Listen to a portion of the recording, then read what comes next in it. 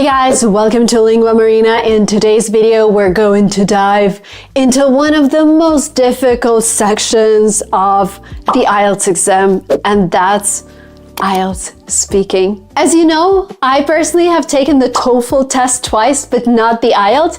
But at Lingua Trip, we have an exceptional teacher, Anastasia, who aced the IELTS with a perfect score of 9 out of 9. Can you imagine that? Your feedback on our previous video with Anastasia has been fantastic. It got over 100,000 views in less than 2 weeks, and it inspired us to continue creating content covering each section of the IELTS exam. Without further ado, let's welcome Anastasia.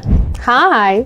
Welcome to another IELTS video, where we'll talk about how to perform well on the IELTS speaking section. In this lesson, I'll walk you through the questions from all 3 parts of the speaking section and show you ways to answer them effectively. I'll also share tips and tricks for each part so that you know what to do and what not to do on the day of the test. Let's begin with part 1. In this section of the speaking test, the examiner will ask you questions about you and your life on 2 different topics. This will last about 4 to 5 minutes. There is also an ID check and some warm-up questions at the beginning of the section, but we won't cover it today. So for today's lesson, I chose random questions so that you can get an idea of what your answers may sound like. For each part of the test, you can pause the video and answer the questions yourself.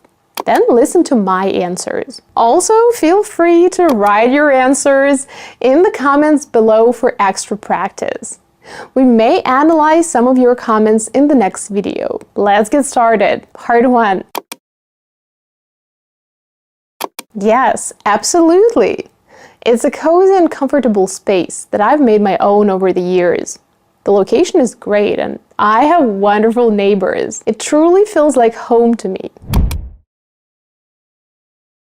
One of the things that I find most enjoyable about my work is the opportunity to constantly learn and grow. I find it incredibly rewarding to acquire new knowledge and skills, and then apply them to my work. I also love meeting people from different walks of life and helping them achieve their goals. The sense of accomplishment that comes from that is very fulfilling. We usually started with pencils. They were the go-to writing tool for us because we could erase any mistake. As we got older and more proficient, pens became the norm. Actually, I loved writing with a pencil when I was a teenager, but now I tend to write with pens. They provide a smoother and more precise writing experience. Plus, you don't have to constantly replace or sharpen pencils. Yes, there are a few places with stunning views in my area. One of my favorites is a nearby hill that overlooks the city. You can see the entire skyline from there, especially at sunset. It's a quiet place to relax and take in the beauty of the surroundings. That's a tough one. I've seen so many gorgeous places that it's hard to say. I think the best view I've ever seen was when I hiked to the top of the mountain during a trip to the Swiss Alps. At the top, there was a breathtaking panorama of snow-capped peaks, lush green valleys, and pristine lakes. It left me speechless. So, let's discuss this section a bit. As you can see, your answers should not be overly complicated. Imagine that you're talking to your friend. Would you say something like, "My position on this issue is that," "I'm utterly convinced that," or "My pencil was the tool that allowed me to write clearly"? Not really. You'd probably choose simpler alternatives. You'd also avoid telling your friend in every detail why you preferred pencils to pens at school, or starting to talk about your school life and describe the kinds of relationships you had with your classmates. Because that's irrelevant. Also, you wouldn't just say yes or no, or yes I did, or no I didn't. You'll explain your answers, but not too much. So, to get a high score in part 1 of the IELTS speaking section, develop your answers but don't go off topic. Answer each question in no more than 3 to 4 sentences. That's more than enough.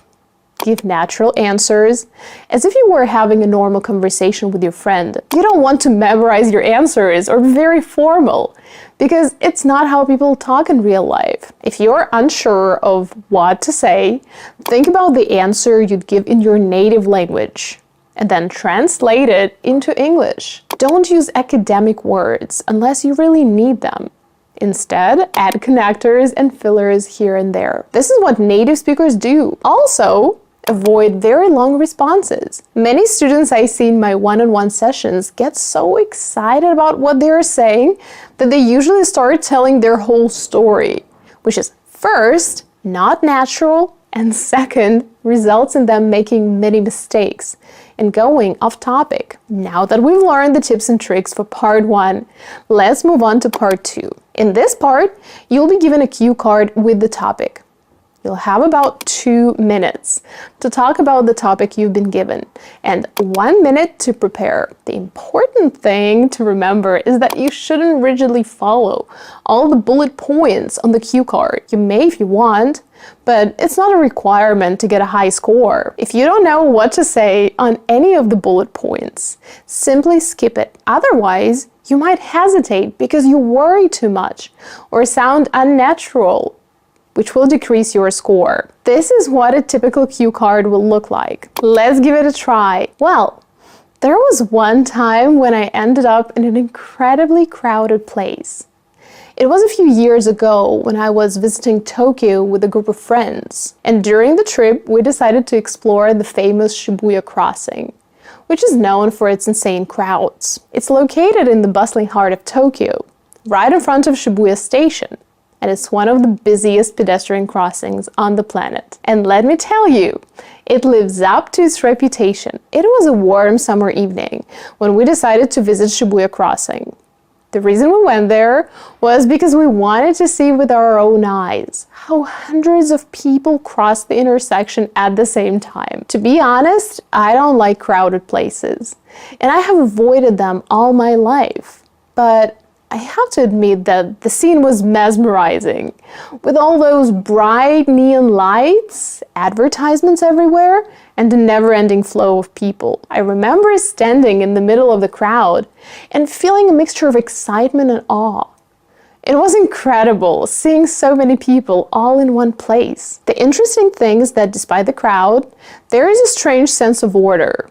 And everyone seems to be moving with a sense of purpose. Because of that, you feel a strong sense of connection to the people around you, even if you don't know any of them. It's like you're sharing this unique experience with everyone there, and it makes you feel relaxed in the midst of all this chaos. So it was an amazing experience, and it definitely left a lasting impression on me.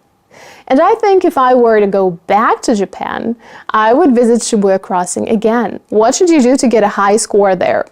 First, focus on the main topic. As we just discussed, don't rely on the bullet points, although you'll probably end up mentioning them in your answer. Instead, speak naturally about the main topic for 2 minutes. Second, don't rely too heavily on trick strategies. These days, you'll see a lot of advice on the internet where people share strategies that will help you get a band 9. For example, they'll tell you to always compare the present and the past in your answers. While this is helpful when you're learning to expand your ideas, there may be prompts where this particular strategy won't work. Does that mean that you shouldn't use any strategies at all? No, just don't rely on them as much. Third, use 1 minute you have to prepare to write keywords. Don't write sentences. Use collocations instead. Finally, avoid using too much idiomatic vocabulary. Most students think that if they stuff their answer with as many idioms and phrasal verbs as possible, they'll get a high score. I'm sorry to disappoint you, but the opposite is true. If you use these words unnaturally or make mistakes with them, for example, if you say once in the blue moon instead of once in a blue moon, you'll lose points. Remember, an answer like this will result in a very low score. After the 2-minute monologue in part 2 of the speaking section, the examiner will ask you more questions based on the topic you discussed in part 2. These questions are usually more complex and abstract. This is the part of the speaking test where the examiner can really test your language skills. The difficulty of the questions will increase with each question to check how far you can go and assess your knowledge of grammar and vocabulary. Let's look at a few questions. Well, I guess cities have become hotspots because they have great job opportunities, which attracts individuals from rural areas who are looking for a better way of life. For example, I know a girl who grew up in a small rural town with limited employment options. And after graduating, she decided to move to New York because she wanted to find a well-paying job that obviously wasn't available in her hometown. So she came to New York, and within a few years, she landed a lucrative position at a big-name tech company, which is something she definitely wouldn't have been able to do in her hometown. Plus, cities often have better healthcare and entertainment options, and a more vibrant lifestyle in general. Like, you get access to all kinds of things that you could only dream of living in the countryside. You can make appointments with highly qualified doctors when you get sick. You're exposed to constant entertainment, such as theaters, museums, and restaurants. Not to mention that cities tend to offer a wider range of educational institutions, like top universities and specialized schools. And this educational diversity is a magnet for families who want a quality education for their children. But I don't think that this urbanization trend will last very long, because more and more people are now choosing to work from home and leave the megacities. In fact, my neighbor used to work in an office, but after the pandemic, she decided to quit and work from home. And now she enjoys not having to commute every day. So in a few years, the situation may be quite different. No, I don't think so. It's possible that cities will have problems with overcrowding in the future, but that doesn't necessarily mean that they won't have green spaces. Frankly, I think governments and urban planners are becoming more aware of how important parks and gardens are for a better quality of life. Take Singapore, for example.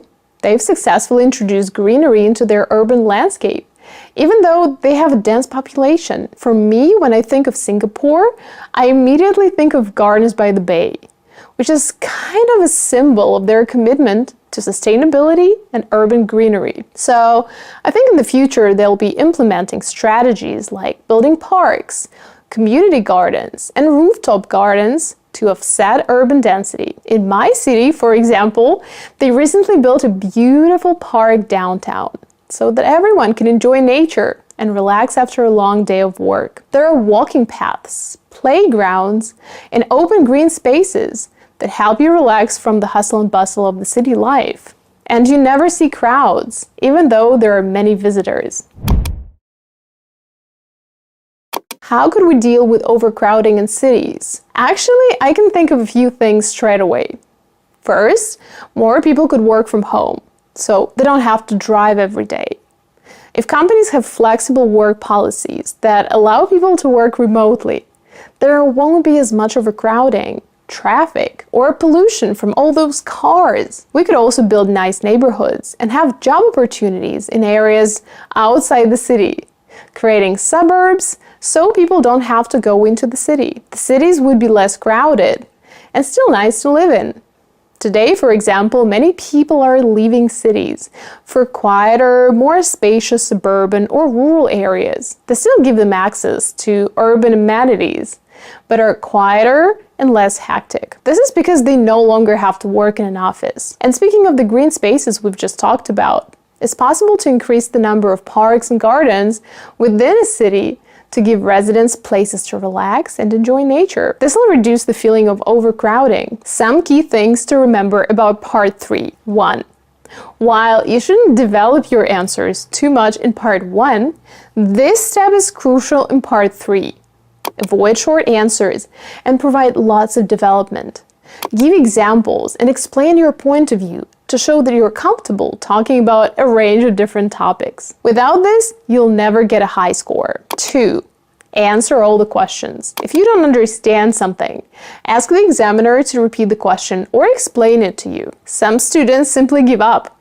When they hear a question they don't understand and never score higher than 6.5. 3. Don't be afraid if you have nothing to say. This is a test of your language skills, not your knowledge of a particular subject. If the question is very difficult, you can always say, "Wow, that's a tough one. I haven't really thought about it, but my guess would be that." Just make sure you don't answer every single question that way. Remember, you still have to sound natural. 4. Learn topic-specific vocabulary. You can listen to podcasts on different topics and summarize them with 5 new words, or look through vocabulary books. For example, you can use Grammar and Vocabulary for Advanced from Cambridge English. As you can see, the IELTS speaking section is not as intimidating as it may seem. You should speak naturally and show that you can communicate easily on any topic. Avoid overly advanced and complex structures, and concentrate on what you say rather than how you say it. Try not to sound like a robot. Use connectors and fillers, and be friendly. This doesn't mean staring into the examiner's eyes to show how confident you are, but it's good to smile and look at the examiner from time to time. You want to come across as someone who is comfortable talking, not someone who is afraid to make a mistake. Even if you make one, correct yourself and move on. Remember, even Band 9 students make mistakes, and that's okay. If you want to get feedback on your speaking and writing skills, or learn more about how to ace the IELTS test in a limited amount of time, join our IELTS prep course. We'll help you master all sections of the test in the shortest time and ensure you get a high score on the day of the test. To learn more about the course, click on the link in the description below. That's all for today. Thank you for watching this lesson. Let me know in the comments below what your target score is and which section you struggle with the most. Good luck on your IELTS journey. You can do it. That was it for today. Wow, so much useful vocabulary in this video. I hope you took notes and got a lot out of it. Thanks so much to Anastasia for the IELTS speaking insights. Guys, drop a comment below and let us know when your test is and what score you're aiming for. If you're targeting a score of 6.5 or higher, I highly recommend checking out Anastasia's fantastic course on Lingua Trip. As you see for yourself, she's an incredible teacher and she's also an accredited teacher. And guess what? You're in for a special discount as you're watching this video. Find the link down below. Thank you so much, guys, and I'll see you in the next videos on this channel. Bye bye.